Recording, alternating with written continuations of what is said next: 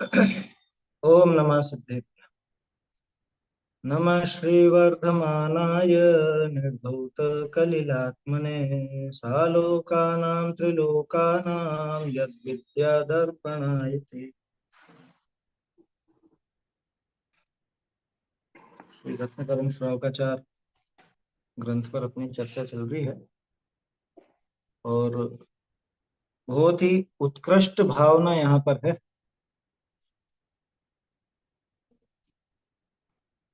अच्छा, बहुत उत्कृष्ट भावना यहाँ दिखाई देती है कि भाई सबका संभाल करो, शत्रु हैं उनको भी संतुष्ट कर दो प्रिय वचन बोल करके। और कोई कितना कितना लिखा कि अपनी जमीन लेकर संतुष्ट होता है तो जमीन देकर कर, अपना सब कुछ छीन करके संतुष्ट होता है छीन करके कर। कल एक बात ऐसे ही कहने में आई थी, मुनिराज वो सिंह आदि से जैसे कि अरे भाई ये भी ले जा, भले ये खा लो मार लो कुछ, वो एक सामान्य कथन समझना।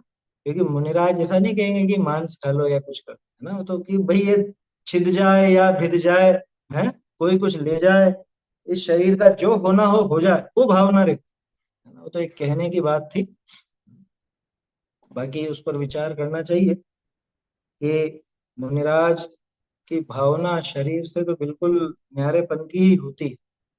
शरीर को न्यारा समझते हैं और न्यारा करने की विधि में लगे हुए हैं। शरीर और कर्मों से स्वयं को न्यारा करने की विधि में लगे हुए हैं। जोर उस पर नहीं रहता, जोर आत्मलीनता पर रहता है, न्यारा ही मानते हैं। अब बाहर में कुछ भी हो जाए उनको फर्क नहीं पड़ता। तो इतनी बढ़िया बातें कल थी, है ना, कि भाई अपने पुत्र कुटुंब आदि का पालन पोषण तो शुक्री कुकरी भी कर लेती, लेकिन अवसर पाकर अपना बिगाड़ करने वाले, धन आजीविका हरने वाले बैरियों को भी दान सम्मान उपकार करके बैर का अभाव करना, वो करना चाहिए इस तरह का। वैसे दुर्लभ है, यहाँ भी चल रहा कि वो करना दुर्लभ है, बाकी वो सूकरी कुकरी भी अपने कुटुंब का पालन पोषण करती। फिर दुर्लभ इसके साथ जुड़ जाता है कि मनुष्य दुर्लभ, मनुष्य जन्म धन संपदा यौवन ऐश्वर्य क्षण भंगुर है। ये दुर्लभता से मिले हैं लेकिन क्षण भंगुर है, नष्ट होने वाले। अनेकों का धन जीवन नष्ट हो गया जिनका नाम और स्थान भी नहीं रहा। यहाँ तक की बात हुई थी ना, कि कोई ठिकाना नहीं रहा, कोई नाम तक बाकी नहीं रहा, नाम लेवा बाकी नहीं रहा। इसलिए इस धन का गुमान नहीं करना, बल्कि अन्य को क्या कहें अपन, संतुष्ट करके अन्य को सुखी करना, दान आदि देकर परोपकार की भावना रखना, ऐसी बात थी। अब धन के संबंध में अज्ञानी की विपरीतता कैसी रहती है, तो कार्तिकेय स्वामी क्या कहते हैं उसके बारे में वो अपने को देखना है। पहले श्लोक पढ़ लेते हैं अपन। नव पुण्य प्रतिपत्ति सप्त गुण समाहितेन शुद्धेन अपसूनारंभाणामार्याणामिष्यते दानम् गृहकर्मणापि निचितं कर्म विमाष्टि खलु गृह विमुक्तानाम् अतिथीनां प्रतिपूजा रुधिर्मलं धावते वारि उच्चैर्गोत्रं प्रणते भोगो दानादुपासनात् पूजा भक्ते सुंदर रूपम स्तवनात् कीर्तिस्तपो निधिषु क्षितिगतमिव वटबीजम् आत्रगतं दानमल्पमपि काले फलतिच्छाया विभवम् बहुफलमिष्टं शरीरभृताम् आहारौषधयोरप्युपकरणावासयोश्च दानेन वैयावृत्यं ब्रुवते चतुरात्मत्वेन चतुरस्रा। चलिए ढूंढारी से पढ़ेंगे।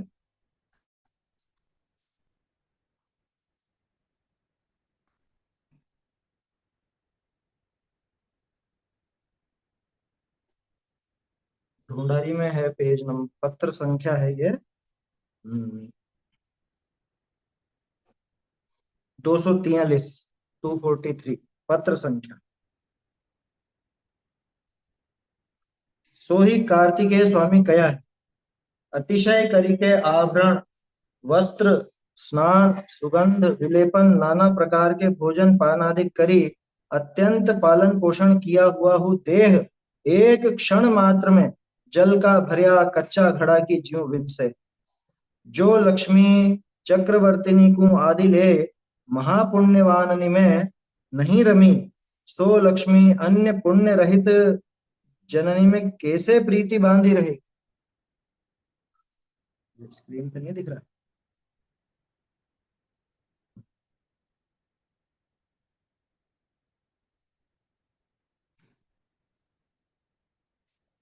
कैसे प्रीति बांधी रहेगी।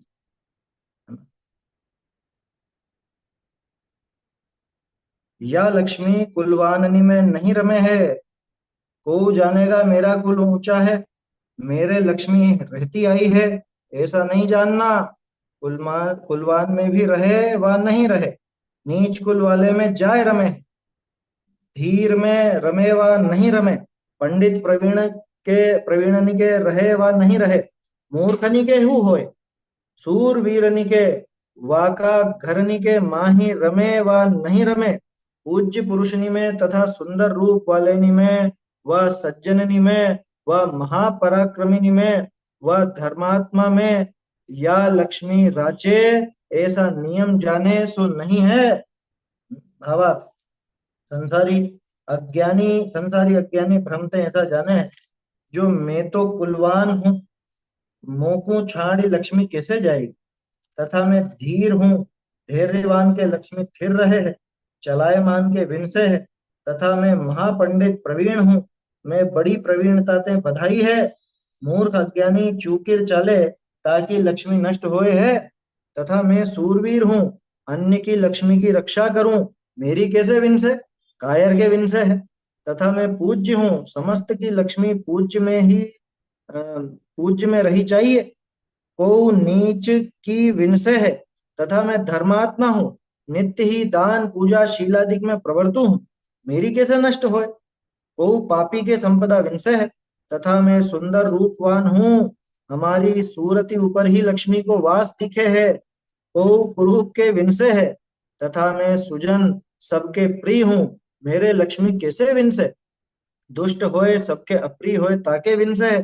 तथा मैं महापराक्रमी हूँ, उद्यमी हूँ, मैं प्रतिदिन नवीन उपार्जन करूँ हूँ, मेरी लक्ष्मी कैसे विनसे। आलसी होए उद्यम रहित होए ताके विनसे, ऐसा भ्रम मिथ्या है। या लक्ष्मी तो पूर्व ले किए पुण्य की दासी है, पुण्य के परमाणु नष्ट होते ही विनसे है। जैसे 50 हाथ का महल में दीपक बुझते ही अंधकार हो जाए, कौन रोके। तथा जैसे जीव निकसे तैसे ही समस्त इंद्रियां चेष्टा रहित हो जाए। तथा जैसे तेल पूर्ण होते दीपक नष्ट हो जाए, तैसे पुण्य अस्त होते ही समस्त लक्ष्मी कांति बुद्धि प्रीति प्रतीति एक क्षण में नष्ट हो जाए है। प्रथम तो या लक्ष्मी न्याय के भोगनी में लगाओ, और दया भाव परिणाम में विचारी दुखित बुभुक्षित को दान करो।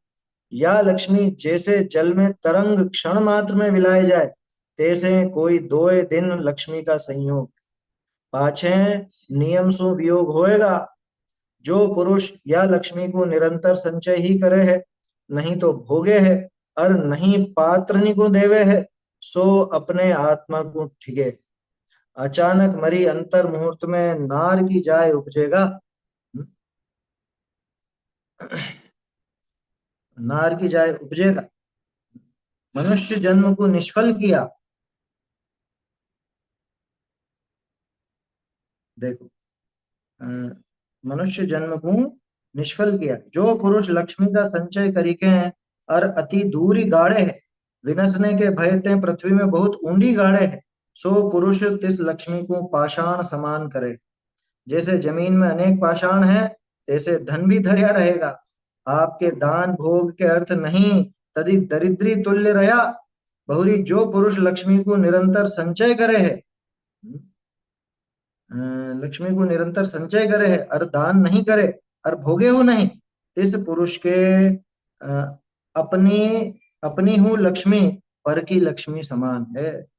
जैसे पड़ोसी की लक्ष्मी तथा नगर निवासिनी की लक्ष्मी देखने में आवे है, अपने भोगने में आवे नहीं, देने में आवे नहीं।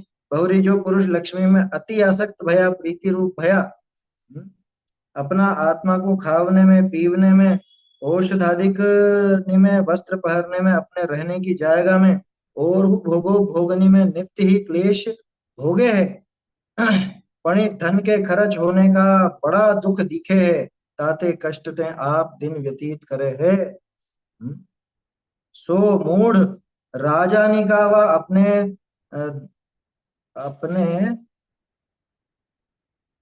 दादरिया या दाद्र, अपने दाद्र या दार पुत्र स्त्री, अच्छा दाद्र दावेदार, ठीक है, दाद्र या दार पुत्र स्त्री भ्रात अधिकने का कार्य साधे है। आप तो धन की ममता घरी दुर्गति में जाए उपजेगा और राज ले जाएगा, अथवा पुत्र कुटुंब अधिक अ, वे लेंगे लेवेंगे। आप तो पापी धन उपार्जन करके हो केवल इस लोक परलोक में क्लेश का पात्र ही रहा। चलिए यहीं तक देखते हैं, पहले चर्चा कर लेते हैं इस पर।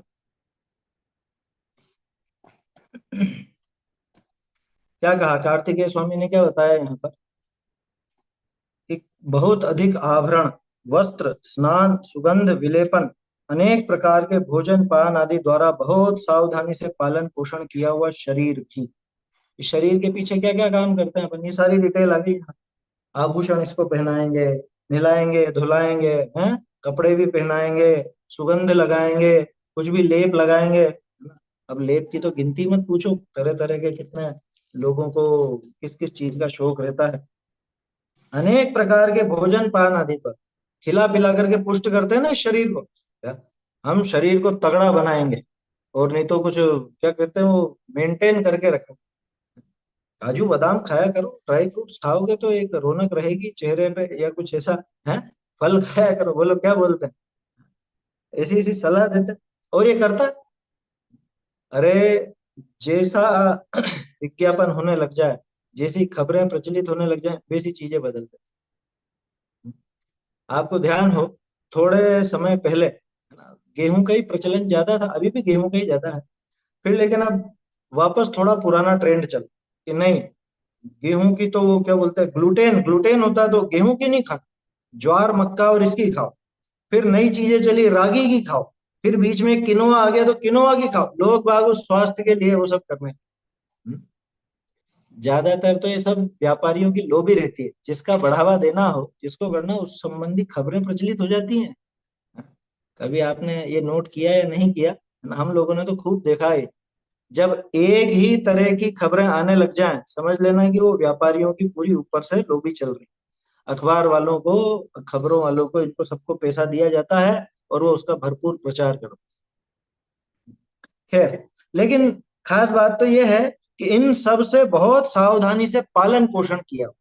अभी बीच में वो भी चला है, ब्लैक वाटर, काले रंग का पानी आता है, जाने कहाँ का कैसा रहता है, वो पीते हैं।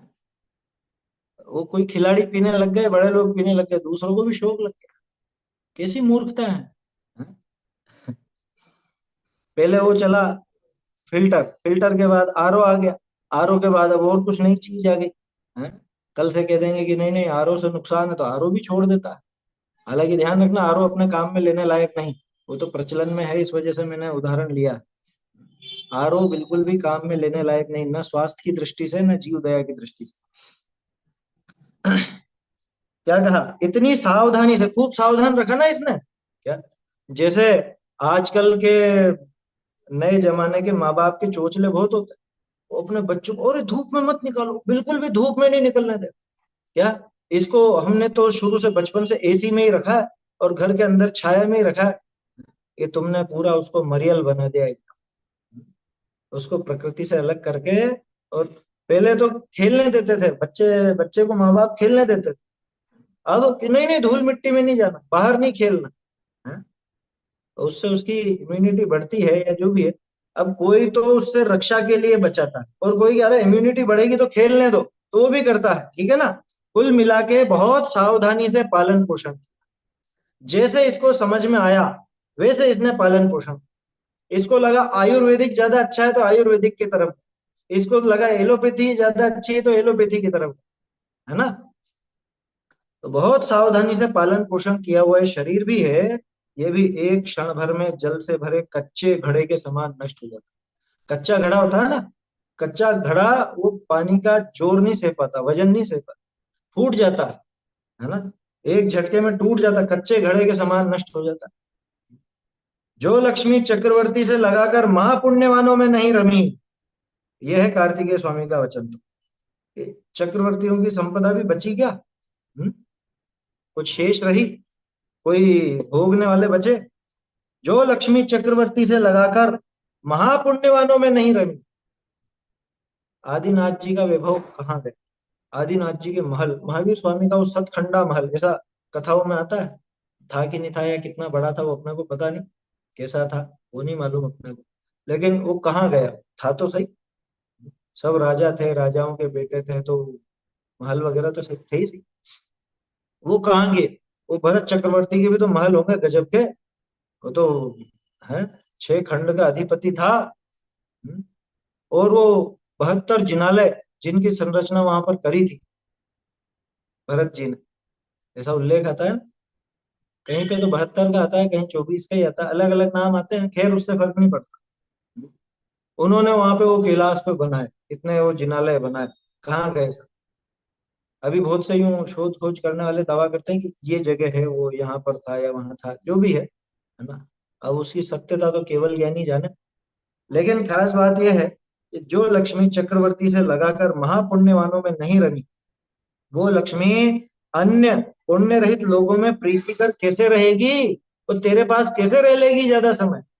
जब चक्रवर्ती की नहीं रही तो तेरी कैसे रह लेगी? इसलिए कभी धन का घमंड नहीं करना, वैभव का, रूप का, किसी का घमंड नहीं करना, मद नहीं करना। अरे किस बात का मद करता, किस बात का घमंड है इसमें? चक्रवर्तियों की नहीं टिकी, इसकी कैसे टिक जाएगी बताओ? शरीर उनका नहीं टिका, इसका कैसे टिकेगा? लक्ष्मी उनकी नहीं टिकी, इसकी कैसे टिकेगी? रुकने वाली नहीं। ये लक्ष्मी कुलवानों में नहीं रमती है। ये सोचे कि हमारा कुल ऊंचा है। अब देखो हमारा अज्ञान कैसे चलता है। और ज्यादातर जीवों के इस तरह का अज्ञान रहता है। कैसा? कोई समझ ले कि मेरा कुल तो ऊंचा है, मेरे यहाँ तो लक्ष्मी रहती आई है, अरे हम तो खानदानी रईस है। क्या? हमारी 7 पीढ़ियां पीछे की सब करोड़पति और ऐसे थे। बोलो, अब वो ऐसा समझ ले कि जब हमारे बाप दादाओं के पास इतनी संपदा थी तो हमें कैसे छोड़ के चली जाएगी? सो ये जानना सत्य नहीं है। लक्ष्मी तो कुलवानों के पास में भी रहती है और तथा नहीं भी रहती है। कितने ऊंचे कुल वाले हों, क्या गरीब होते नहीं देखे गए? कह रहे वो सब गड़बड़ करते होंगे, कुछ करते होंगे, आगे देखो एक एक वो पॉइंट लेकर के कर रहे हैं वो। कोई सोचे कुल वालों के नजदीक रहती है तो कोई जरूरी नहीं। अच्छे अच्छे कुल वाले, ऊंचे कुल वाले, अरे अपने विद्वानों की कहानी अपन ने पढ़ी है ना? भागचंद जी, टोडरमल जी, दौलत राम जी, इनके कोई बहुत विशेष संपदा तो नहीं थी, है? ऊंचे कुल के भी थे, जैन थे, फिर क्या हुआ? जैन भी थे, विद्वान भी थे, मंद कशाई भी थे, सज्जन भी थे, क्या कमी थी बताओ? एक श्रेष्ठ व्यक्ति में जो जो बातें होनी चाहिए उनमें क्या नहीं थी? लेकिन उसके बाद भी नहीं रही तो नहीं। लक्ष्मी तो कुल वालों के पास में भी रहती है तथा नहीं भी रहती है, क्योंकि कुल से लक्ष्मी का लेना देना नहीं है। कुल तो गोत्र कर्म से मिलता है, ठीक है ना। और वो लक्ष्मी आदि यानी वो धन संपदा आदि तो साता का उदय होते हैं। उसका डिपार्टमेंट अलग है, इसका डिपार्टमेंट अलग है। नीच कुल वालों के पास जाकर भी रहती है, आजकल तो देखते ही हैं अपन। हाँ? जिनको पहले लोग बिल्कुल दूर दूर रखते थे, जिनका पास में मतलब पास होना भी बर्दाश्त नहीं करते थे, उनकी तो हवेलियां खड़ी हैं। उनके तो आप नहीं चलो ऐसी गाड़ियों में तो वो चलते हैं। हाँ? समझ में ही बात। आपके पास जो नहीं हो ऐसे मोबाइल, ऐसी और चीजें सब वो रखते हैं। धीर के पास में भी रहती है या नहीं भी रहती है ना। कोई सोचे हम धीर वीर हैं, धैर्यवान हैं।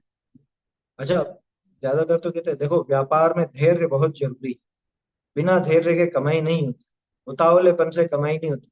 कि ठीक है साहब, अब जिन्होंने धीरज रखा ऐसे भी रोड पर आते देखे गए, कोई बड़ी बात नहीं।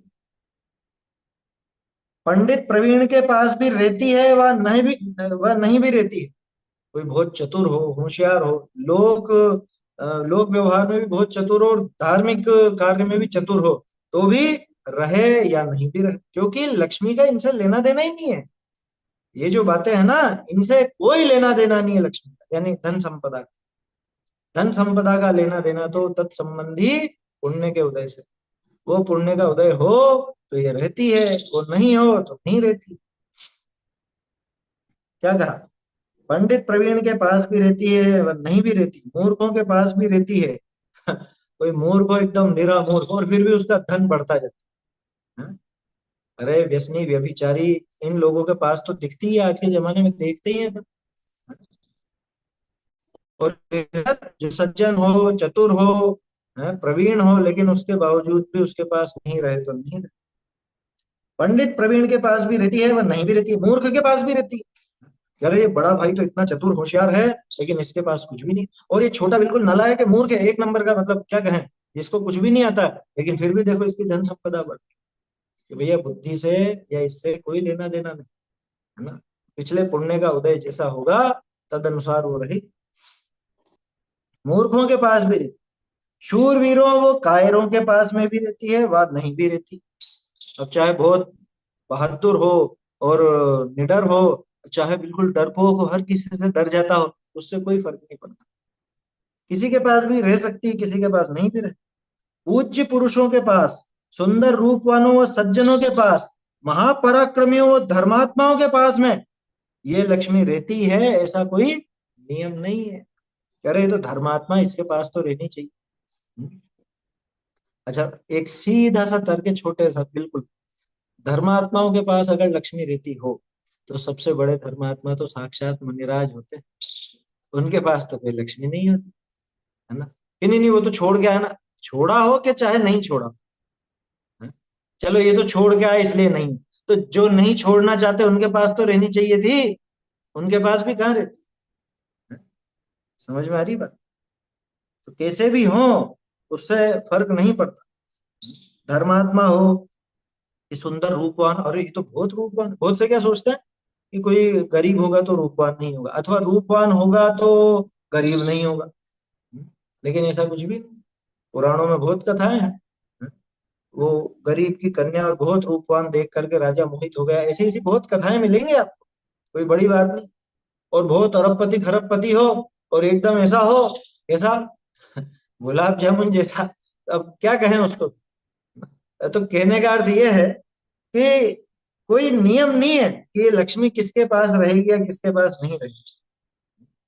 अरे लक्ष्मी छोड़ो, बीच में तो कई बार इस तरह के वो आते थे, चुटकुले टाइप वो आते हैं ना, फोटो वगैरह क्या बोलते हैं, मीम वगैरह इस तरह के बने हुए आ जाते थे। बहुत से सोचे हैं कि ये तो एकदम ऐसा दिखता है बदसूरत, और इसमें कुछ भी अकल नहीं है, और ऐसा नहीं है वैसा नहीं है, लोग व्यवहार में भी बेकार है, इसका तो क्या, इसको संपदा भी क्या होगी, और इससे कौन शादी करेगा। और पता चले कि उसकी तो बहुत रूपवती स्त्री है, या बहुत उसके पास पैसा है? समझ में ही, तो कोई बड़ी बात नहीं। अरे पुराणों में पढ़ा तो है अपन ने, वो जो रानी थी, है? वो कुबड़े महावत पर जाकर के रीछ, है? बस वैसी स्थिति है लक्ष्मी धन संपदा की। तो सुंदर रूपवान गुणवान राजा पर नहीं रीझे, और कुबड़े महावत पर रीझ जाए, कोई बड़ी बात नहीं। धन के संबंध में अज्ञानी की विपरीत मान्यता कैसी? संसारी अज्ञानी भ्रम से ऐसा जानता है कि मैं तो कुलवान हूँ, हम तो बड़े कुल वाले, बड़े घर वाले हैं, समाज में हमारा बड़ा घर कहलाता है, मुझे छोड़कर लक्ष्मी कैसे जाएगी, या हमें छोड़ के कैसे चल जाए। आज किसी को विश्वास नहीं होता कि हमारे बुरे दिन आ सकते हैं। होता है क्या किसी को? जिनके ऐसे दुर्दिन आ जाते हैं, क्या कभी वो भी सोचते हैं कि हमारे दुर्दिन आ जाए? कोई नहीं सोचता। सबको ये लगता है नहीं नहीं हमारे पास रहेगी, हमेशा रहेगी, ये धन दौलत वैभव ये सब ऐसा ही बना रहेगा, मुझे छोड़कर लक्ष्मी कैसे जाएगी, मैं तो धीर हूं, धैर्यवान के यहाँ तो लक्ष्मी स्थिर रहती है। या ये शेयर बाजार वगैरह का करते हैं ना काम, अब इसमें एक सामान्य सा नियम ये कहा जाता है कि साहब इसमें धैर्य रखोगे तो बहुत फायदेमंद, जबकि ऐसा कोई फिक्स नियम भी नहीं। बहुत से उतावली करने वाले, बहुत से जो उतावले रहते हैं वो ज्यादा पैसा बना लेते हैं, और धैर्य धैर्य धैर्य रखे भी 10-10 साल हो जाते हैं तो वो नहीं बढ़े तो नहीं बढ़े। आया समझ? होते हैं बहुत से इस तरह। तो चलायमान चित्त वाले की तो नष्ट हो जाती है, ऐसा ये समझता है कि जिसका चित्त चंचल होता है, जो बहुत जल्दी आकुल व्याकुल होता है, या जो धीरज नहीं रखता, उसकी नष्ट होती है। हम तो बहुत धीरज वाले हैं, तो हमारी कैसे नष्ट होगी? अरे भूल में मत रहे भैया, लक्ष्मी का धीरज से कोई लेना देना नहीं। मैं महापंडित प्रवीण हूं, मैंने बहुत चतुराई से इसे बढ़ाया है। जो मूर्ख अज्ञानी भूलें करके चलते हैं, भूलें करके चलते हैं मतलब कहीं चूकते हैं, कहीं गलती करते हैं, उनकी लक्ष्मी नष्ट होती है। मैं तो कोई गलती करूंगा ही नहीं। अरे सब गलती करने वाले यही सोचते हैं कि मैं गलती नहीं करूं, उनसे ही तो होती है गलती। बोलो, आप रसोई में दूध चढ़ाते हो, है ना, दूध गर्म करने के लिए चढ़ाते हो। अब क्या सोचते हैं, अरे मैं खड़ा हूं ना, कैसे उफन जाएगा? और उफनता है या नहीं उफनता? जो ये सोच कर खड़ा रहता है कि मैं खड़ा हूं यहाँ पे, नहीं उफनेगा, उफनता भी तो उन्हीं का ही है ना। किसका उफनता है? ये सोचने वाले का उफनता है क्या कि हाँ उफन जाएगा? ये सोचता है क्या वो भी ये सोचता है नहीं उफनेगा। खुद पे इतना कॉन्फिडेंस रहता है, और वो कॉन्फिडेंस कब गलत सिद्ध हो जाता है पता नहीं चलता। मैं महापंडित प्रवीण हूं, मैंने बहुत चतुराई से इसे बढ़ाया, हमने इतनी बुद्धि लगा करके और इतनी मेहनत करके कमाया है, ऐसे ही थोड़ी ना गवा देंगे। तो जो मूर्ख लोग होते हैं वो आते हैं घाटे में, तो उनकी लक्ष्मी नष्ट होती। मैं तो शूरवीर हूँ, हाँ, मैं डरता भी नहीं हूँ किसी से, अन्य की ही लक्ष्मी की भी रक्षा करता हूँ, मेरी लक्ष्मी कैसे नष्ट हो जाएगी? अरे मैं तो दूसरे लोगों को, मतलब उनका पैसा लगवाता हूँ, उनका पैसा बढ़वाता हूँ, मेरा कैसे घटेगा? होते हैं बहुत से दलाल वगैरह सब इस तरह के होते हैं। हमारे यहाँ पे जाने कितने दलाल भागते हैं। दलाल माने जो हुंडी वगैरह का व्यापार, मतलब दलाली करते हैं, उनकी बात करते हैं।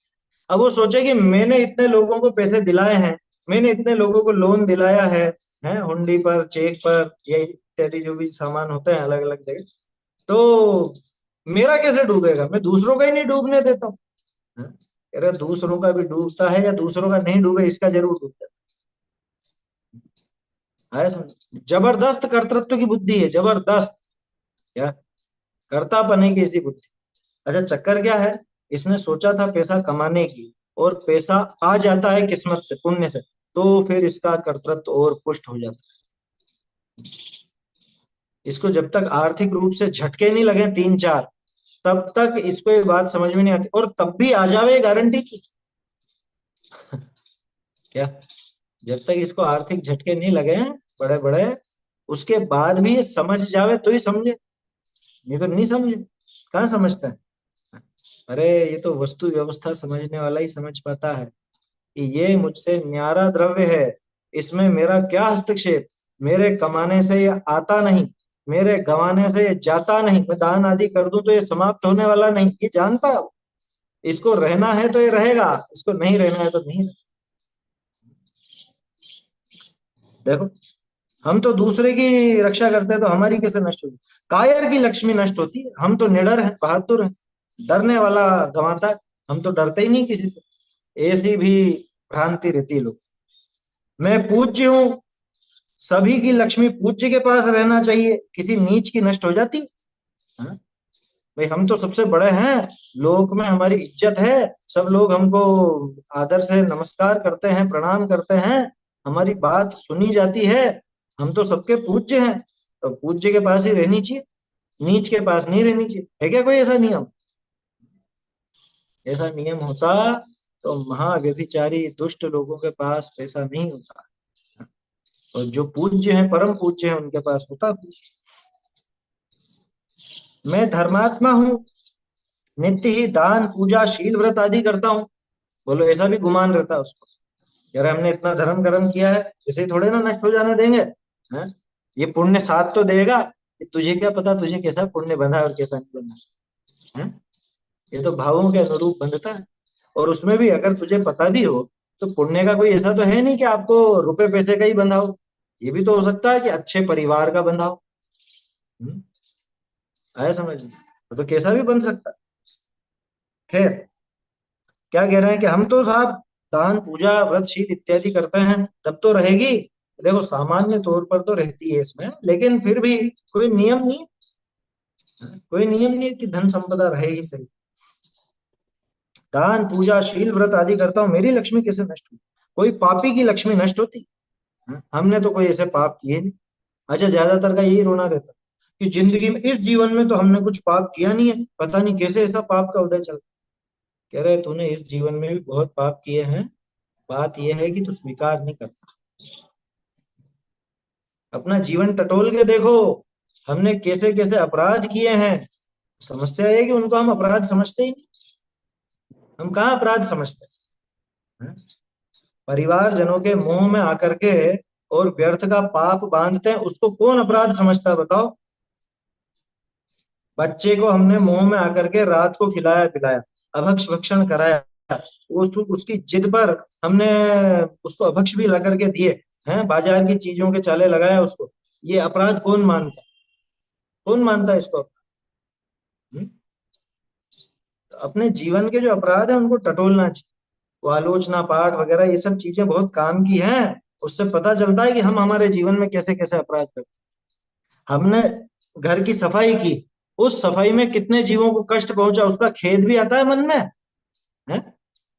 अरे घर का निर्माण वगैरह होता है, उसमें कितने जीवों को कष्ट पहुंचाया है। आप जहां भी कुछ भी एक काम करोगे, एक फर्शी भी उखड़वाओगे और दूसरी लगाओगे, चींटियों के ढेर इधर से उधर तत्काल भागते हैं कि, हैं? वो कॉकरोच बेचारे जान बचा के भागते हैं या नहीं भागते? और छोटे छोटे जीव जो आपको यूं ऊपर नहीं दिखते हैं, लेकिन कर रहोगे काम तो सब दिखते हैं। वो अपराध है कि नहीं? उस अपराध की सजा कौन भुगतेगा? और कहता है कि हमने क्या अपराध किया इस जीवन में, तो साहब हमने कोई अपराध नहीं किया। अरे ये सारे अपराध ही हैं तेरे। अरे ये पंचम काल में या गृहस्थी में पड़ा हुआ है, बिना अपराध के रह नहीं सकता। यहाँ अपराध है ही है। एक एक सांस लेना अपराध है यहाँ पर। समझ में आ रही है बात? ऐसा अपराध पूरे जीवन भर चलता कि तो डिप्रेशन जैसी बातें, डिप्रेशन जैसी बातें नहीं है ये भैया असलियत तो समझो। ये जो झूठे घमंड में रहता है कि हमने तो कोई पाप नहीं किया, और जब पाप का उदय आता है ना, तब फिर सोचता है हमने ऐसे क्या पाप किए, हमने ऐसे क्या पाप किया, हमने तो किसी का बुरा नहीं किया। टटोल के देखो अपना जीवन, कब कब हमने अभक्ष भक्षण किया है। हमारे रिश्तेदार आए, परिवारजन आए, हैं, जवाई आए, ब्याही सगे आए, जो भी आए, उनकी सेवा में क्या, उनको रिझाने में उनको अभक्ष भक्षण कराया या नहीं कराया? नहीं कराया तो बहुत अच्छी बात। कराया नहीं कराया? उनने की कि जा बेटा पान लेके आ, तो पान ला करके दिया कि नहीं दिया? हैं? उनने कहा कि रात में ये चीजें तो चाहिए देखो हम, तो उसके लिए लाए कि नहीं लाए, बाजार से मिठाइयां लाए या नहीं लाए? ये सब हमारे जीवन के अपराध। अरे ये भी अपराध है, तो फिर बड़े बड़े अपराधों को क्या कहोगे? कि हमारे यहाँ उनकी चर्चा नहीं होती, जेनी के घर में वो अपराध नहीं कहलाते, वो तो बाहर ही है इससे। जो दुनिया में अपराध कहलाते हैं उनका तो जेनी के घर में कोई काम ही नहीं है। आया समझ में? बिल्कुल बारीकी में जाकर के देखता है जैन दर्शन। और जो जैन श्रावक है, वो बारीकी में जाकर के अपने अपराधों को देखता है और उनकी क्षमा करा। आया समझ में? एक एक जीव कि कितना तो मैंने पानी ढोला है, कितनी मैंने आग जलाई है, कितना मैंने बिजली का प्रयोग किया है, कितना मैं विषय भोगों में लगा हूं, ये सब भी तो अपराध है ना। हम्म? अपने मन को सुहाने वाली चीजें, उनमें प्रवर्तन करना, ये अपराध है या नहीं? बताओ। अपराध शब्द की परिभाषा क्या है? देखो, आराधना और अपराध दोनों एक ही धातु से बने। दोनों एक ही धातु से बने। राध माने प्रसन्नता, सुख, है ना? और आत्मलीनता पूर्वक, आत्मा की समझ पूर्वक, है वो प्रसन्नता यानी सुख को प्राप्त करना, वो है आराधना। आत्मा में लीन होकर के वो की जाती है आराधना। और अपगत राधा इति अपराध, कि जिसमें राध यानी प्रसन्नता यानी सुख निकल गया हो, जिससे सुख का लेना देना ही नहीं हो, जिससे विपरीत प्रवृत्ति चल करके सुख से विरुद्ध चीज मिलती हो यानी दुख मिलता हो, वो है अपराध। अब बोलो जीवन में अपराध है या नहीं? कोई चोरी, लूट, हत्या, बलात्कार, डकैती इत्यादि यही अपराध नहीं होते? ये तो दुनिया की नजर में अपराध। जेनी का तो इससे दूर दूर तक वास्ता नहीं। हमारे यहाँ तो अपराध ऐसी ऐसी चीजें बिल्कुल बारीक, एक इंद्रिय जीवों का जिसमें घात हो, दो इंद्रिय जीवों का जिसमें घात हो। कभी देखा? हम, हमारा जो घर है, हम जिन घरों में रहते हैं, वहां पे आपको नजर नहीं आते उनके नीचे कितने कितने जीव रहते हैं, और कैसे जीव वहीं पे पैदा होके और मरते रहते हैं। उन सबका दोष किसको है? हमारी जीवन शैली इतनी पापमयी हो गई। हमारा नहाना धोना है, हमारे कपड़े धोना, बर्तन धोना, मकान की सफाई, और जो कुछ भी निर्माण तो भारी चीज हो गई। ये सब चीजों में कितने जीवों का घात। हम सोचते हैं हमारा किचन बहुत साफ, हमारा बाथरूम बहुत साफ है, हमारे ये वॉश एरिया बहुत साफ है। ये जो भी आप पत्थर लगाते हो, टाइल लगाते हो, इसके पीछे जहां भी अंदर गैप रह जाती है वहां छोटे छोटे छोटे छोटे बहुत सारे जीव पनपते हैं। बहुत जीव पनपते हैं। ऊपर नजर नहीं आते, वो सब उनकी बस्ती अंदर है। क्या? अंदर अंदर उनकी बस्ती है। और वहां आपके जो भी साधन है, वो साबुन हुआ, सर्फ हुआ, जो भी केमिकल हुए, उनसे उन सबका नाश भी होता है।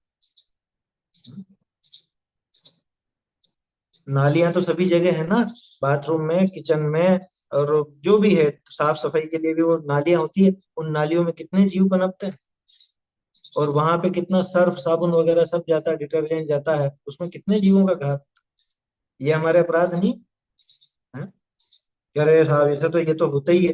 होता है तो अपराध तो स्वीकार करो उसको कम से कम। नहीं छोड़ सकते तो कम से कम उसको अपराध तो गिनो, तब तो छोड़ने की दिशा में कदम बढ़ेगा। हम्म, समझ में आ रही है बात? और फिर अब ये तो एक सामान्य जो प्रतिदिन हो ही रहा है अपने जीवन में, लेकिन जो विशेष पाप रूप है अभक्ष भक्षण, बाजार की वस्तुएं खाना पीना है, रात्रि में खाना पीना, ये सब अपराध नहीं है? और फिर सोचता है कि मेरे ऐसा पाप का उदय कैसे आया, मेरे ऐसे पाप का उदय कैसे आया। देखो, हम तो नित्य ही दान पूजा शील व्रत करते हैं, कितना करता है, झूठे घमंड में मत रहो। 24 घंटे में कितने घंटे निकालते हैं? हैं? हिसाब लगा लो ना। 24 घंटे में कितनी देर वो दान पूजा शील व्रत आदि में लगाते हैं, और कितनी देर विषय भोगों में और पाप में लगाते हैं। चलो देरी से तो कोई इतना फर्क नहीं पड़ता। भावना किसमें ज्यादा तीव्र रहती? भोग भोगते समय तीव्रता ज्यादा है, या जब आप पूजा आदि कर रहे हो वहां तीव्रता ज्यादा है? लगा लेना, अपना अपना खुद भी टटोलना है, कोई किसी को सर्टिफिकेट नहीं दे सकता। क्या? पूजा करते समय कितनी तीव्रता है मेरी, मतलब कितना मैं लगा हुआ हूं उनसे। और यहाँ भोजन करते समय कितनी तीव्रता, माने कितनी आसक्ति। समझ में आती है बात? पूजा शील व्रत आदि करता हूँ, मेरी लक्ष्मी कैसे नष्ट होगी? अरे सब चली जाएगी, तूने जो जीवन में पाप किए हैं उससे। कोई पापी के लक्ष्मी नष्ट होती, तो हम भी क्या कम पापी हैं?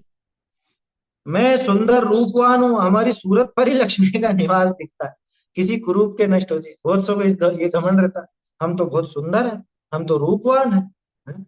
अरे बच्चों में ऐसी भावना हो जाती है, बच्चों में भावना भर देते हैं, ये सुंदर और ये असुंदर। क्या? कैसी मूर्खता है। वो बच्चे को भी वो बड़ी होती है, मैं इसके साथ नहीं खेलूंगा, ये अच्छा नहीं दिखता है, ये कुरूप है। अरे ऐसी भावनाएं मत भरो बच्चे में, बचपन से ही सिखाओ उसको तो। गोरा काला जो भी दिखता चाम है, मोटा पतला होना इसका काम है। ये सिखाओ उसको कि बेटा ये गोरे काला कुछ भी नहीं होता, ये तो सब चमड़ी है। समझ में आ रही है बात? और तीर्थन करोगे तो सभी रंग थे ना अपने।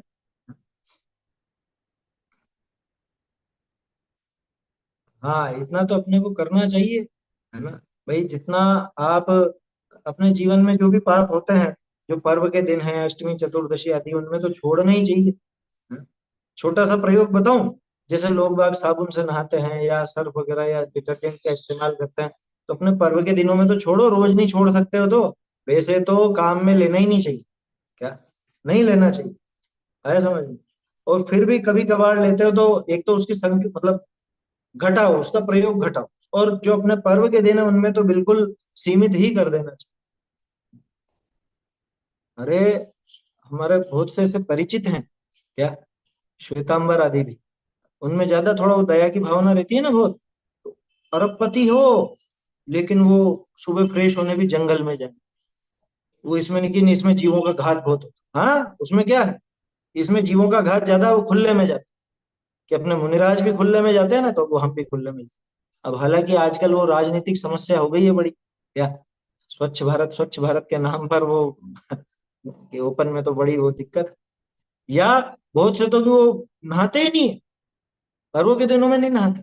खैर प्रोष्ठोपवास में तो अपने आप ही स्नान की मना है ना। तो जब प्रोष्ठोपवास आदि में स्नान की मना है तो इतना समझ लेना चाहिए कि अपने को ये पाप धीरे धीरे घटाना चाहिए। बर्तन कम से कम करें। एक थाली में खाया जा सकता है ना, उसके लिए फिर नहीं साहब हमको तो हर चीज अलग अलग प्लेट में चाहिए, अलग अलग कटोरी में चाहिए। अरे भाई, जो चीज खुले में नहीं रखने में आती, दाल वगैरह है वो है, उसके लिए भले लेता हो तो ले ले। बाकी चीजें जो सीधी रखने में आती उसके लिए क्यों प्लेट कटोरी चाहिए, क्यों ज्यादा चम्मचे चाहिए। हाँ, आया समझ। ये पाप घटाने के साधन है। बहुत सौ के आदत होती है ऐसी। अभी पानी पीना है, एक गिलास जूठा करके रख, फिर थोड़ी देर बाद आए फिर एक गिलास जूठा करके दूसरा, दिन भर में 25-50 गिलास हो जाएंगे। हाँ? होता है ना। निश्चित रख लो, ये मेरा गिलास, ये तेरा गिलास, ये इसका गिलास। उसमें पी लो और हाथों हाथ पी करके थोड़ा सा पोंछ के रख दो उसको। क्या दिक्कत, समझ में आ रही है। तो बर्तन ज्यादा नहीं, बर्तनों से अपने को कोई कंजूसी से मतलब नहीं है। भाई उस चक्कर में वो जो जीवों का घात हो रहा है, अपन उससे बचना चाहते हैं, है ना। वहां कोई कि अरे ऐसा थोड़े ना, हमारा एक लेवल है, स्टेटस वाले हैं। ये तुमको स्टेटस है वो ज्यादा सोने चांदी के लो ना, काम में कौन मना करता है, पर कम लो, हम तो ये कह रहे हैं। तुम्हें स्टेटस दिखाना है, बनाओ सोने के बर्तन बना के खा लो पी लो, जो भी करना है कर लो, लेकिन बिगाड़ा मत करो। जीवों का घात कम से कम करो, है ना। नहीं करो तो श्रेष्ठ है, लेकिन हमारे जीवन में नहीं करो वाली बात तो होती नहीं। कम किया जाता है, कम किया जा सकता है, वो करना चाहिए। आया समझ। बहुत से तो ऐसे आलसी होते हैं जो नहीं नहाते, वो सोचते हैं कि देखो हम नहीं नहा रहे, हम जीवों को बचा रहे हैं, वो प्रमाद की वजह से, है ना। ऐसे आलस्य वाले होते हैं, उनके प्रमाद से उल्टी हिंसा ज्यादा होती है, ठीक है ना। यहाँ तो जीवों की दया का विचार करके कम में काम निपटा लेवे अपना, और दो बाल्टियां नहीं बिगाड़े, आधी बाल्टी में पाव बाल्टी में ही नहा लेवे। बाबूजी तो कहते थे एक मग्गे में पूरा स्नान हो जाता है, इतने इतने बड़े तो मग्गे होते हैं आजकल, 1-1.5 लीटर का एक मग्गा होता है। हाँ? तो बोल, तो उसमें स्नान हो जाता है। दंड स्नान होता है कि नहीं, मुनिराज के दंड स्नान भी बताया कहीं, वो जब कोई विशेष अशुद्धि हो तो, है ना। दंड स्नान माने बिल्कुल खड़े होकर ऊपर धारा डालते हैं, वो पूरा ऊपर से नीचे तक। तो प्रैक्टिकल करके दिखा जा सकता है, उसमें कोई बड़ी बात थोड़ी ना। कम से कम पानी में अपन भी तैयार हो सकते हैं। बातें बड़ी अटपटी लग रही होंगी, लेकिन विचार करो, ये सब पाप से बचने की चीजें हैं। पाप से कैसे बचा जाए, ये वो बातें। ऐसे साधनों का प्रयोग नहीं करना, ऐसे साधन नहीं लगाना जिनमें बहुत जीवों का घात होता। कि साहब गार्डन है, गार्डन में तो रोज पानी का छिड़काव भी करना पड़ेगा, ऐसा कर, तुझे गार्डन लगाना क्यों है, लेकिन है। और हमारी तो गाड़ी रोज धुलती है साहब, हम तो रोज धोते हैं। कि रोज तू जाता नहीं तो रोज धोने की जरूरत क्या है, जब जाना हो तभी साफ कर ले, तो कपड़े से साफ करो, हो जाता है, उसमें क्या है। हम्म? कोई बाल्टियां वगैरह थोड़ा लगती है उसमें, साफ सफाई में। सावधानी से करो, थोड़ा सा 5 मिनट ज्यादा लगेंगे, लेकिन कम पानी में भी वो काम हो सकता है, समझ। बहुत तरीके हैं, और आजकल तो बहुत साधन भी है। क्या, वो स्प्रे स्प्रिंकलर इस तरह के आते हैं ना, जिनसे पानी बिल्कुल कम कम निकलता है, पतली धार में निकलता है, तो वो कम पानी में ज्यादा काम हो जाता है। और यूं भले आप बाल्टी की बाल्टी डाल दो, उससे क्या फर्क पड़ता 1 लीटर में काम होता है, ये 50 लीटर बिगाड़ता है उसके लिए। ये पाप है इसके जीवन। और फिर क्या सोचता है कि साहब हम तो नित्य ही दान पूजा शील व्रत इत्यादि ये सब का पालन करते हैं। या सोचता क्या है कि हम तो बहुत सुंदर है, रूपवान है, हमारी सूरत पे ही लक्ष्मी का निवास दिखता है। हम तो दिखते ही रईस है, क्या शक्ल से ही रईस ही टपकती है। बोलो, किसी कुरूप की नष्ट होती है लक्ष्मी तो, कि भूल में मत रहना। बहुत कुरूप भी हो लेकिन उसके धन संपदा बहुत, और बहुत रूपवान हो। बहुत से लोग कपड़ों से जज करते हैं लोगों को। क्या, कोई धोती और ऐसा पहन के आ जाए तो वो सोचेंगे कि अरे तो गांव का है, इसके पास क्या। और वो भले अरबपति, और ये सूट बूट में और ऐसा पहन के जाता है, कौन, सेल्समैन। सेल्समैन भी जाएंगे तो वो टाई वगैरह लगा करके और ऐसे जाएंगे, जम जमा करके। और वो अरबपति होगा भले, लेकिन वो घर पे वो फटे बनियान में या ऐसे ही बैठा रहेगा, क्या, लोअर में टी शर्ट में इसमें बैठा रहेगा, उसमें क्या है? ऐसा नहीं है कुछ कि भाई इससे बंध के रहेगी लक्ष्मी और इससे नहीं रहेगी। मैं सुजन हूँ, सबका प्रिय हूँ। देखो सब जने हमको बहुत चाहते हैं, हमारे गुणों की वजह से, है ना, सबका प्रिय हूं। मेरी लक्ष्मी कैसे नष्ट हो जाए? अरे कितनों के ही प्रिय हो, है ना, लेकिन अच्छा जिनकी नष्ट होती है वो भी किसी न किसी के तो प्रिय होते ही है ना। फिर तो सुजन तो दूसरों की निगाह में तो वो भी सुजन है, फिर उनकी नष्ट हुई है नहीं। जो दुष्ट हो, सबका अप्रिय हो, उसकी लक्ष्मी नष्ट होती, ऐसा कुछ भी नहीं है। बड़े बड़े गैंगस्टर, अपराधी, आतंकवादी, इनकी भी लक्ष्मी बढ़ती देखी जाती, जबकि किसी को प्रिय नहीं है। आलसी, क्या कुछ रह गया? मैं पराक्रमी हूँ, उद्यमी हूँ, प्रतिदिन नई कमाई करता हूँ। कि हमने बाप कमाई नहीं की, हमने आप कमाई की। हमारे पास बाप दादाओं का कुछ भी नहीं था, हमने खुद ने जीरो से लेकर के हम यहाँ तक पहुंचे हैं। इस घमंड में मत रहना कि हमने उद्यम किया है और प्रतिदिन नई कमाई करता हूँ, एक दिन भी खाली नहीं बैठता हूँ, और पूरे 18 घंटे काम करता हूँ, सिर्फ 6 घंटे की नींद लेता हूँ। बोलो कैसा घमंड रहता है लोगों को? प्रतिदिन नई कमाई करता हूँ। कि नई कमाई तो तेरे पुण्य या पाप की होती है प्रति समय, और कोई नई कमाई नहीं होती। बाकी जो कमाई दिखती है वो कमाई नहीं है, वो तो पिछले का फल है। पीछे जो कमाई की थी उसका फल है। मेरी लक्ष्मी कैसे नष्ट हो? आलसी उद्यमहीन की लक्ष्मी नष्ट हो जाती, ऐसा समझना मिथ्या भ्रम है। भ्रम में है ये अगर ऐसा सोचता है कि हम में ऐसे ऐसे गुण है तो नष्ट नहीं होगी, भ्रम है। देखो धन के संबंध में ज्ञानी की क्या मान्यता, अभी तो अपन ने अज्ञानी की देखी थी, अब ज्ञानी की भी देख लो। ये लक्ष्मी तो पहले भवों में किए पुण्य की दासी है। ये ज्ञानी की सोच है। भैया अपनी कोई मेहनत से नहीं मिलती, अपनी बुद्धि से नहीं मिलती, अपने रूप से नहीं मिलती, अरे अपने गुणों से भी नहीं मिलती, लोगों को हम अच्छे लगते हैं उससे भी नहीं मिलती। हाँ? ये तो पिछले भवों में किए हुए पुण्य की दासी, जहां जहां वो पुण्य रहेगा वहां वहां ये लक्ष्मी रहेगी। ये इस पुण्य के साथ ही आती है और इसी के साथ चली जाती। क्या इसके पहले नहीं आ सकती, इसके बाद में नहीं रह सकती। जब तक ये पुण्य है तब तक ये रहेगी, ये पुण्य की दासी है। समझ में आ रही बात?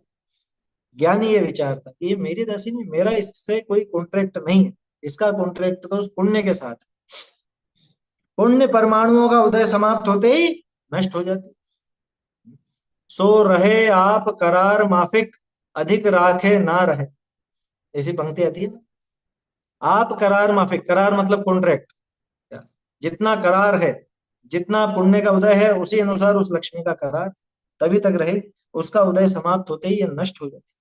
जैसे 50 हाथ लंबे महल में, ये महल तो इतना बड़ा और रोशन हो रहा है बिल्कुल, लेकिन दीपक बुझते ही अंधकार हो जाता है। ये महल तो बहुत बड़ा है, लेकिन दिया बुझा और एक झटके में अंधेरा ही अंधेरा, लाइट जाते ही अंधेरा घुप। उसे कौन रोक सकता है?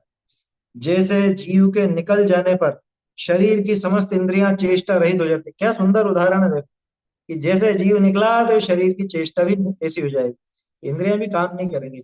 हाँ कदाचित कुछ ऐसा उपद्रव होना हो तो हो भी जाए, आया समझ में, हाथ पांव अकड़ भी जाते हैं ना, ज्यादा समय पड़ा रह जाए शरीर तो वो होता हो तो हो जाए, लेकिन अब वो चेष्टा नहीं रहती जो पहले दिखती थी। ठीक उसी तरह से, और देखो एक और उदाहरण, तेल समाप्त हो जाने पर दीपक बुझ जाता है, उसी प्रकार पुण्य अस्त हो जाने पर समस्त लक्ष्मी, कांति, बुद्धि, प्रीति, प्रतीति एक क्षण में नष्ट हो जाती है। यहाँ प्रतीति का अर्थ विश्वास, यहाँ प्रतीति का अर्थ और श्रद्धा मत लगा, है ना। भाई जैसे आपका वो पुण्य समाप्त हुआ, लोगों का विश्वास भी आप पे से उठ जाएगा तत्काल, एक सेकंड भी नहीं लगेगा। तेल समाप्त हो जाने पर दीपक बुझ जाता है, उसी प्रकार पुण्य अस्त हो जाने पर सारी लक्ष्मी छोड़कर चली जाएगी, कांति चली जाएगी। जिस शरीर के ऊपर इसको बड़ा घमंड है, शरीर की सुंदरता पर, रूपवान पने पर, सब नष्ट हो जाती। कांति, बुद्धि, प्रीति, प्रतीति एक क्षण मात्र में नष्ट हो जाती, क्षण भर में। प्रथम तो इस लक्ष्मी को न्याय के भोगों में लगाओ। अब ये ज्ञानी विचार रहा है, क्योंकि धन के तीन ही काम है, क्या? दान, भोग और नाश। तो वो जानता है कि पहले तो इस लक्ष्मी को अगर भोग में लगाते हो तो न्यायोचित भोग होने चाहिए। देखो न्यायोचित भोग भोगने में पुण्य है या पाप है? ये है तो पाप ही, पर कम पाप है, वो इसकी भूमिका अनुसार, इसको इसकी भूमिका से नहीं गिराने वाले ऐसे भोग हैं। जो अन्याय वाले भोग हैं, अनीति वाले भोग हैं, उनमें नहीं लगा। कौन से अन्याय अनीति वाले भोग, कौन से? जो श्रावक को श्रावक की भूमिका से गिरा दे, जैसे रात्रि भोजन, बाजार की वस्तुओं का खाना पीना, अभक्ष भक्षण, ये सब इसके अन्याय वाले भोग। अथवा जो इसने कुछ चोरी करके, छल कपट करके धन आदि कमाया हो और उसको भोगता हो, दूसरे को बेवकूफ बना करके कोई वस्तु ले ली हो, है, और उसे भोगता हो, ये न्याय के भोग नहीं। न्यायपूर्ण कमाए हुए भोगों में लगाओ, अगर ये लक्ष्मी को लगाना है। तथा परिणामों में दया भाव लाकर दुखितों भूखों को दान करो। ये सिर्फ दया दत्ती, क्या भूखे हो गरीब हो, कल भी देखा था ना अपन ने, परोपकार की भावना की बात आई थी इसमें। तो जो कोई जानवर इस तरह के हों या मनुष्य ही हो, दोनों किसी की भी बात ले सकते हैं, है ना, देवनारकी पर तो अपना कुछ है नहीं। तो मनुष्य और तिर्यंच जो कुछ भी ऐसे भूखे दरिद्री दिखे, दुखी हो, उनको दान करो। उनको जो चाहिए वैसा, उनको थोड़ी सी संतुष्टि मिले, ऐसा काम करो। ये लक्ष्मी तो जैसे जल में लहर क्षण भर में विला जाती है, उसी प्रकार कोई 2 दिन का इस लक्ष्मी का सही है। क्या लिखा? जल में लहर क्षण भर में विला जाती है। कितनी देर की रहती है वो लहर? लहरें तो ये आई और गई। समुद्र की लहरें ऐसी होती है ना, हाँ, आना जाना लगा ही रहता है। समुद्र की लहरें तो इसी तरह। तो ऐसे ही ये लक्ष्मी, ये भी उन लहरों की तरह आती जाती रहती, घटती बढ़ती रहती है। पश्चात नियम से इसका वियोग होगा। ये 2 दिन का संयोग है इसका। 2 दिन तो एक कहने का डायलॉग है, कोई जरूरी नहीं 2 दिन भी रहे। जब तक उसका संयोग है तब तक, मतलब जब तक उसका पुण्य का उदय है तब तक वैसा संयोग बना रहेगा। उस पुण्योदय के बाद में वो भी नष्ट हो जाएगा। पश्चात नियम से इसका वियोग होगा।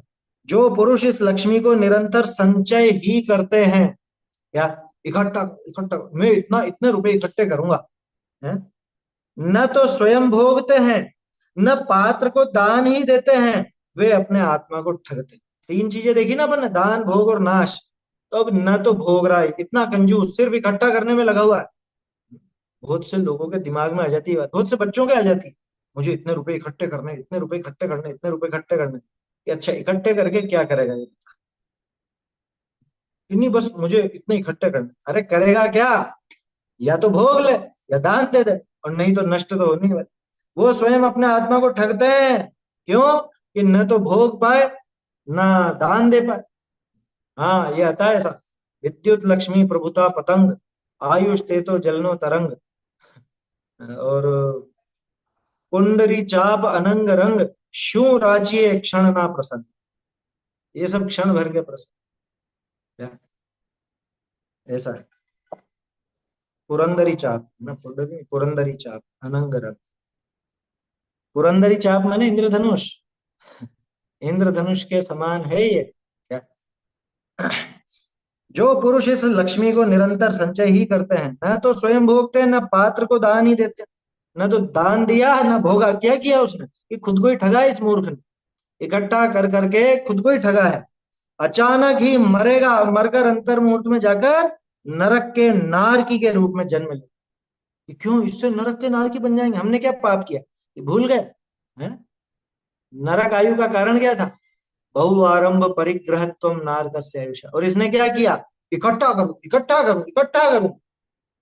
ये सब इकट्ठा करके इसने बहुत आरंभ, बहुत परिग्रह संचय किया, है ना। तो फल स्वरूप कहाँ जाए? मरेगा भैया, नरक में जाए। उसका मनुष्य जन्म निष्फल ही हुआ जानना। निष्फल हो गया, बर्बाद है क्या? इसने जीवन का कुछ भी काम ढंग से नहीं किया, सारा जीवन ऐसे ही व्यर्थ बिता दिया। जो लोग लक्ष्मी को एकत्र करके बहुत दूर गाड़ देते हैं, पुराने लोग बहुत करते थे, अभी भी करते हैं, आजकल बहुत से होते हैं, बड़े बड़े जो मकान बनाते हैं या कुछ भी, तो उसमें कुछ ऐसा गुप्त तहखाना या कोई गुप्त तिजोरी रखते ही हैं। अधिकांश लोगों की तो अलमारियों में होती है। और पुराने मकान वाले ऐसे होते थे, वो गुप्त तिजोरी होती थी, बाहर से दिखेगी ही नहीं। अरे हमारे यहाँ ऐसे ऐसे मकान हैं, पत्थरों का ऐसा ऐसा काम है, पूरी दीवार यूं की यूं सरक जाती, आपको पता नहीं चले। हैं? आया समझ में? ऐसे ऐसे मकान बना रखे हैं लोगों ने पुराने, 100 100 साल पुराने। आया समझ में? सेठों की नगरी थी झालरा पटन की पे। तो ऐसे ऐसे काम सब करते थे। तो बहुत दूर गाड़ दिया, अब गाड़ दिया वो घर वालों को भी नहीं पता था, किसी को पता नहीं, और ये मर जाता है, वो धन वहीं का वहीं गड़ा रहे। नष्ट होने के डर से जमीन में बहुत गहराई में गाड़ देते। वो लोग उस लक्ष्मी को पत्थर के समान कर देते हैं, क्यों? कि जैसे जमीन में पत्थर गड़े हुए हैं, ऐसे ही ये जमीन में इसने सोना गाड़ दिया, चांदी गाड़ दी, जो जो भी गाड़ना है वो अपने हार वगैरह वो सब ऐसे पत्थरों के, हाँ वो अली बाबा की गुफा जैसे वो कहानियों में आता है ना, उस तरह के वो सरकने वाले पूरे बड़े बड़े पत्थर, वो जरा से में सरक जाते हैं, तो पीछे देखो तो एक तहखाना निकल कर जाता है। खैर, वो तो ठीक है, आज भी होते हैं सब काम इस तरह, गुप्त चीजें बना देते हैं। हैं? तो कभी ऐसा बता है तस्वीर के पीछे तिजोरी। वो सब चीजें क्या है, यही है। वो लोग उस लक्ष्मी को पत्थर के समान कर देते हैं, जैसे जमीन में अनेक पत्थर रखे उसी प्रकार ये धन भी रखा रहेगा, न उन पत्थरों को कोई निकालने वाला, न इस धन को कोई निकालने वाला। जिसके पुण्य में होगा वो जाकर वहां खुदाई करेगा, उसको मिल जाएगा, भोगेगा तो भोगे। यदि स्वयं ने दान भोग के लिए काम में नहीं लिया तो दरिद्री जैसा ही रहा। खुद के दान में मतलब खुद के भोग में नहीं लगाया, दान देने में नहीं लगाया, तो क्या किया इसने कि गरीब की तरह बना रहा। बोलो, भोग तो मतलब इकट्ठा करे जाता है, लेकिन न भोगता है न दान देता। जो लोग देखना लक्ष्मी का निरंतर संचय ही करते हैं, न तो दान करते हैं न भोग भोगने में खर्च करते हैं, उनकी अपनी लक्ष्मी भी पर की लक्ष्मी के समान। गजब हो। ये वाक्य मुझे तो बहुत बढ़िया लगा। कैसी कैसा उसका धन, कि जैसे दूसरे की लक्ष्मी, जैसे पड़ोसी की लक्ष्मी। आप पड़ोसी का वैभव देखते है ना, लेकिन उस वैभव को न तो आप भोग सकते हो न दान दे सकते हो। ऐसे ही ये मूर्ख शिरोमणि, ये खुद ने बस इकट्ठा इकट्ठा इकट्ठा किया, न तो भोगता है न दान देता। पड़ोसी की लक्ष्मी वो नगर के अन्य निवासियों की लक्ष्मी देखने में तो आती है, किंतु भोगने में नहीं आती। हम्म, दान देने में नहीं आती। सही है, चौकीदारी करता है वो, और क्या कर रहा है, सिर्फ चौकीदारी करता है। आगे आएगी बात कि फिर उसको राजा वगैरह या खुद के परिवारजन ले लेंगे। ये तो यहाँ पे इकट्ठा करके कहाँ की यात्रा पर जाएगा, नरक की। कि साहब जब इसने भोगी नहीं, इसकी है नहीं, आप कह रहे हो इसके तो पड़ोसी जैसी है, तो नरक क्यों जा रहा? क्योंकि परिग्रह बहुत। कि नहीं तो इसने करा क्या, लेकिन इकट्ठी तो की मूर्छा। वास्तव में तो मूर्छा परिग्रह है ना, और इसकी इतनी जबरदस्त मूर्छा उस परिग्रह में, उस वस्तु में, उस धन लक्ष्मी आदि में, कि ये न तो भोगना चाहता है न दान देना चाहता है। किस डर से कि अरे नष्ट हो जाएगी, इतनी जबरदस्त मूर्छा पड़ी है इसको। ये मूर्छा इसको नरक में ले जाए, है ना। आगे का विषय कल देखेंगे अपन।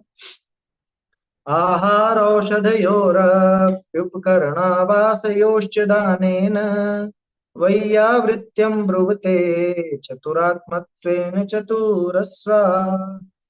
चैतन्य का स्मरण प्रतिक्षण ही करो रे, भव के अनंत दुख को क्षण में हरो रे। अक्षय अनंत निज सौख्य निधान पाओ, गाओ अरे नित इसी के गीत गाओ। जिन वाणी प्राणी जान ले रे, जिन वाणी प्राणी जान ले रे। छहु दरब पर जाय गुण सरब मननी के सरधान ले रे। छहु दरब पर जाय गुण सरब मननी के सरधान ले रे। जिन वाणी प्राणी जान ले रे। देव धर्म गुरु निश्चय धरउर पूजा दान प्रमाण ले। देव धर्म गुरु निश्चय धरउर पूजा दान प्रमाण ले रे। जिन वाणी प्राणी जान ले रे। ध्यानत जान्यो जैन बखान्यो, ओम अक्षर मन आन ले रे। ध्यानत जान्यो जैन बखान्यो, ओम अक्षर मन आन ले रे। जिन वाणी प्राणी जान ले रे, जिन वाणी प्राणी जान ले रे।